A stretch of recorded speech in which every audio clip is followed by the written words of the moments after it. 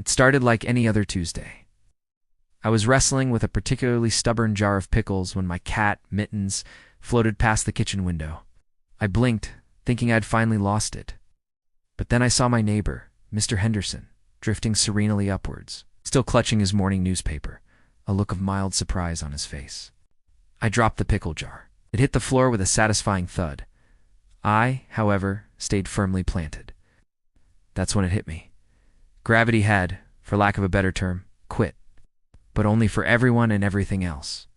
I rushed outside. The world had turned into a slow-motion, upside-down ballet. People were clinging to streetlights, car doors, anything they could grab onto. A flock of pigeons tumbled through the sky like confused, feathery confetti. Dogs barked in bewilderment as they drifted towards the clouds. It was chaos, pure and absolute, but silent. The screams were lost to the open air as people floated away. I was the only one with my feet on the ground, me in apparently pickle jars. My first thought was survival. My second thought was, how do I help?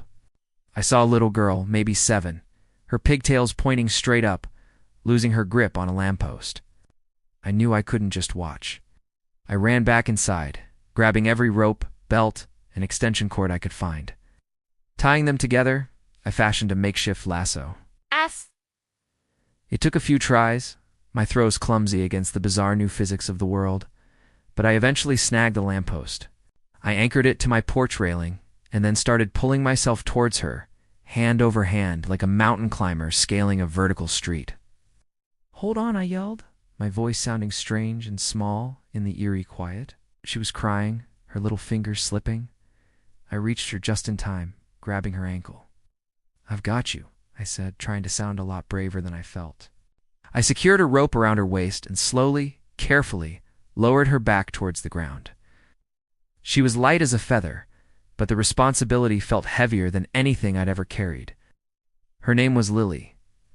We huddled together on my porch, 2 lonely souls on an empty planet. Over the next few hours, I became an anchor, human grappling hook. I rescued a dozen more people from my immediate neighborhood, tying them to fences, trees, anything solid. We created a small, grounded community. We learned that anything not alive and not currently held down would float away. Cars, houses, lampposts. They were all fine. It was the living things. People, pets, even the ants in the cracks of the sidewalk were untethered. It was a selective, bizarre rapture. Food wasn't an immediate problem. My pantry was well stocked. Water was fine, coming from the pipes. The real issue was the sky. It was becoming crowded. Surreal constellation of people and animals, frozen in poses of shock and confusion, drifting higher and higher. It was a beautiful and terrifying sight. I looked up and saw my boss, still in his ridiculous tie-dye shirt from the company picnic, floating towards the stratosphere. Part of me felt a little guilty for not feeling worse about that. Days turned into a week. We called ourselves the Grounders. A bit dramatic maybe, but it fit.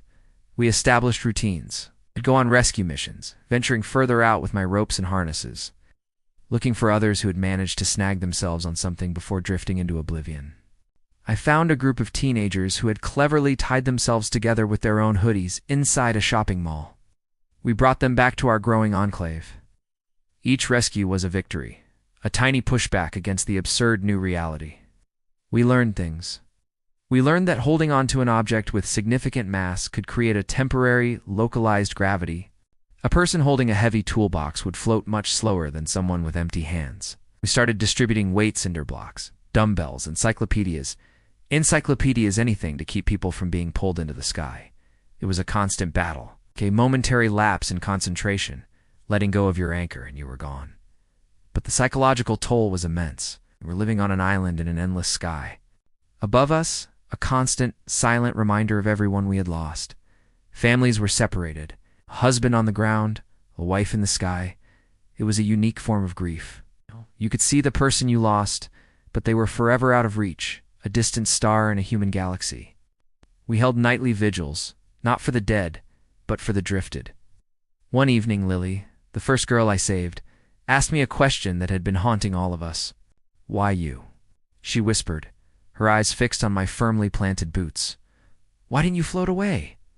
I didn't have an answer.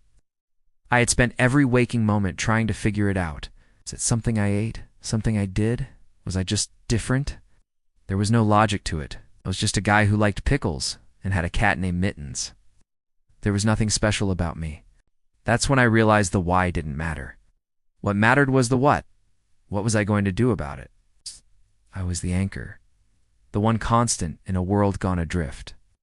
It wasn't a superpower I asked for, but it was a responsibility I had to accept. I wasn't just saving people. I was holding a piece of humanity together. We started building a new world. We created networks of ropes between buildings, creating safe pathways. We developed systems for farming, using nets to keep the plants from floating away. We were adapting, evolving. It wasn't easy. There were arguments, despair, moments when looking up at the sky felt like too much to bear. But we held on, literally. One day, I was on my porch, looking up at the silent tapestry of faces and forms above. I saw a glint of something familiar. It was Mittens, my cat, somehow snagged on the antenna of a floating news van. She looked annoyed, as cats often do. And in that moment, I knew what I had to do next. My rescue missions were about to go to a whole new level. I started gathering materials for my most ambitious project yet, a makeshift airship, a way to navigate the sky, a way to bring people back down. I don't know if I'll succeed. I don't know if we'll ever get our old world back. But as I look at the small community around me, the faces of the people I've helped anchor to this earth, I know we have to try. Gravity may have given up on us, but we haven't given up on each other. My name's Arthur, and I am the man who gravity forgot, and my work is just beginning. Thanks for watching. If you enjoyed this story, be sure to like and subscribe for more.